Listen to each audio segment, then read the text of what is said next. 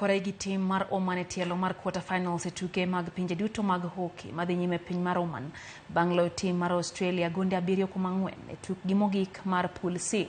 Ludiali Ivan noloyo ne Kenya gonde 3-8 20-28 ka jatugo machielo wa Bure Dunston bende noloyo gonde 3-10 19-22.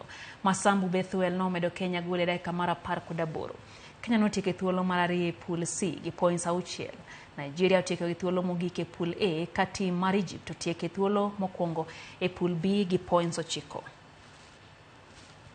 ومن نقاط الست يصعد الفريق الكيني للدور الثاني أخيرا بسبب فارق الأهداف التي كانت لمصلحة منتخب كينيا، ولكن ما يحسب للمنتخب للدقائق الأخيرة من عمر المباراة كانت هناك هفوات دفاعية لدى لاعبي منتخب كيس. النتيجة بشكل